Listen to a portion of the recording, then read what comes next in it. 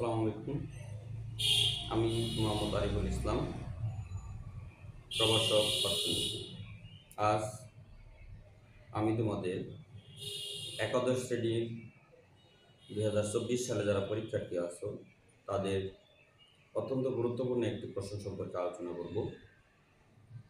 এটি প্রথম পত্রের দ্বিতীয় অধ্যায়ের ভারসাম্য জাতীয় কোশ্চেন, বাজার ভারসাম্য থেকে যে কোশ্চেনটা আসে এই বিষয়ে আলোচনা করব। এই বিষয়ে প্রতি পরীক্ষাতে আমরা দেখে আসছি যে বোর্ড কোশ্চেন হিসেবে বা বিভিন্ন বোর্ডে প্রশ্নটা থেকে যায়।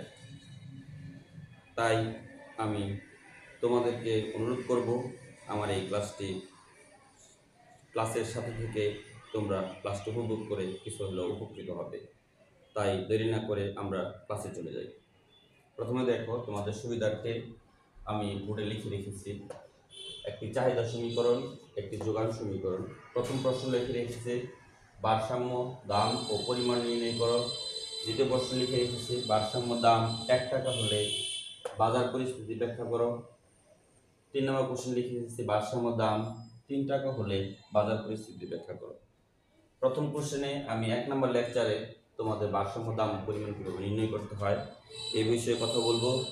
2 নম্বর লেকচারে ভারসাম্য দাম 1 টাকা হলে বাজার পরিস্থিতি কী হয়, অর্থাৎ ঘাটতি অবস্থায় বাজার পরিস্থিতি কী হয় তা ব্যাখ্যা করব।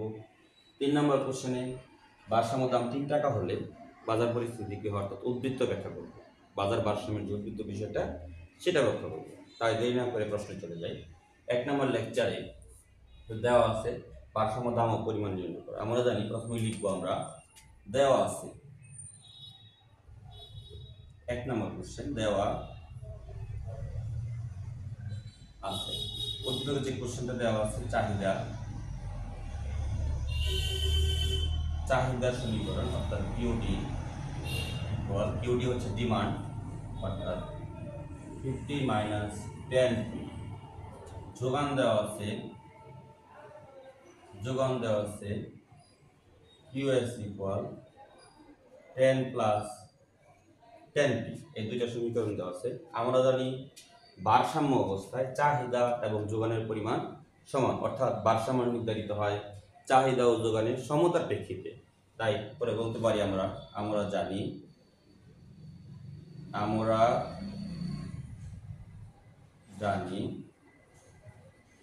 ভারসাম্য অবস্থায়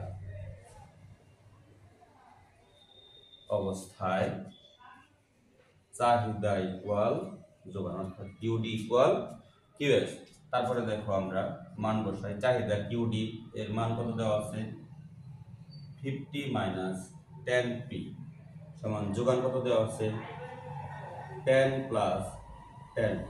দুইটা সমীকরণে চাহিদার মানটা এই পাশে বসাই দিলাম, যোগানের মানটা এই পাশে বসাই দিলাম। এখানে দেখো এখন এই দুইটা অংশের মধ্যে একটা মাত্র চলক আছে পি হচ্ছে দাম। তাই আমরা দেখো পি এর মান নির্ণয় করি -10p। এই পিটা এই পাশে নিয়ে আসি, এটা আছে প্লাসে, এই পাশে আসবে মাইনাসে 10p ইকুয়াল এই পাশে প্লাসে আছে 50, যদি ওই পাশে চলে যায় -50, কারণ সামনে প্লাস আছে দিয়ে মাইনাস। তাই দেখো তাহলে -20p ইকুয়াল -40, অর্থাৎ 40, বা দেখো p ইকুয়াল -40 বা -20। সুতরাং p ইকুয়াল 2 টাকা। যদি 20 দিয়ে আমি ডিভাইডেড করি, অর্থাৎ ভাগ করি, 2 টাকা হয়ে যায়। তাহলে আমার ভারসাম্য দাম কত পেলাম 2 টাকা। এই ভারসাম্য দামটা আমাদের চাহিদা ও যোগান সমীকরণে বসাতে হবে। যদি চাহিদা ও যোগান সমীকরণে বসানোর পর চাহিদা এবং যোগানের পরিমাণ সমান হয় তাহলে ভারসাম্য নির্ধারিত হবে, অর্থাৎ আমরা জানি ভারসাম্য অবস্থায় চাহিদা ও যোগানের পরিমাণ সমান। দেখো এখন আমরা লিখি পি এর মান চাহিদা ও যোগান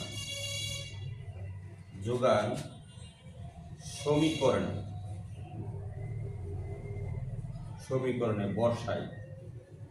চাহিদা ও যোগান সমীকরণে বসাই। চাহিদার সমীকরণ হচ্ছে চাহিদার সমীকরণ হচ্ছে কিউডি ইকুয়াল, কিউডির মান কত দেওয়া আছে 50 মাইনাস 10 গুণন পি এর মান কত পাইছি আমরা 2, অর্থাৎ 10 দুগুণে 20, 50 থেকে 20 বাদ দিলে 30 একক। যোগান পাইছি আমরা, দেখো যোগান QS ইকুয়াল 10 প্লাস 10 কি 10 প্লাস 10 গুণন 2 সমান 10 দুগুণে 20 আর 10 30 একক। অর্থাৎ দেখো চাহিদা একটা নির্দিষ্ট দামে, যে দামে চাহিদা এবং যোগানের পরিমাণ সমান পাওয়া গেল, অর্থাৎ কি যে দামে চাহিদা ও যোগানের পরিমাণ সমান ওই দাম হচ্ছে কি দাম, ভারসাম্য দাম। তাই আমরা লিখতে পারি ভারসাম্য দাম পি ইকুয়াল 2 টাকা, ভারসাম্য পরিমাণ কিউ ইকুয়াল 30 একক। এই পর্যন্ত লিখলেই আমাদের অঙ্কের উত্তর হয়ে যাবে, অর্থাৎ ভারসাম্য দাম ও পরিমাণ গাণিতিকভাবে বিশ্লেষণ হয়ে যাবে। আমি যদি আবারও বলি, আবার রিপিট করার জন্য, দেখো দেওয়া আছে চাহিদা সমীকরণ এবং যোগান সমীকরণ, দুটি সমীকরণ আমরা জানি, দেওয়া আছে লিখলাম দুটি সমীকরণ, পরে কি করব আমরা জানি ভারসাম্য অবস্থায় চাহিদা ও যোগানের পরিমাণ সমান, অর্থাৎ ভারসাম্য নির্ধারিত হয় চাহিদা এবং যোগানের সম্মতার প্রেক্ষিতে। তাই দেখো চাহিদার মানটা আমরা চাহিদার সমীকরণের চাহিদার মানটা এই পাশে বসেছি, যোগানের মানটা এই পাশে বসেছি, অর্থাৎ করে দেখো চাহিদা ডিভাইডেড করছি, দেখো আমরা স্বাধীন চলক হিসেবে পি কে পাইছি, পি সম্মিলিত মানটা স্বাধীন চলকে এই পাশে নিয়ে আসছি, পরে কিউ সম্মিলিত ধ্রুবক সম্মিলিত মানটা সমান ওই পাশে নিয়ে আসছি। এটা যোগ বিয়োগ করলে হচ্ছে -40, এখানে যেটা যোগ করলে হচ্ছে -20, অর্থাৎ পিটাকে এই পাশে থেকে স্বাধীন চলক -40 আর -20, মাইনাসে মাইনাসে বাদ দিলে কাটাকাটি করলে আমরা ভাগ করলে হয় কত 2, পি এর মান পাই আমরা 2, অর্থাৎ পি হচ্ছে অর্থাৎ দাম পাই আমরা 2 টাকা। পরে দেখো লিখছি পি এর মান চাহিদা ও যোগান সমীকরণে বসাইলাম চাহিদার সমীকরণ, এই পি এর জায়গা 2 টাকা বসাইলাম, কিউর জায়গা 2 টাকা বসাইলাম, বসে আমরা পরিমাণ পেলাম কত 30 একক, অর্থাৎ যে দামে চাহিদা ও যোগানের পরিমাণ সমান হয় ওই দামে হচ্ছে ভারসাম্য দাম। তুমি এই অবস্থায় এখানে এই ভার চিহ্নটা লাগাইতে পারো, লাগাইলে প্রশ্ন উত্তরটা হয়ে যাবে। ওকে, থ্যাংক ইউ। এই পর্যন্ত উত্তর দিলে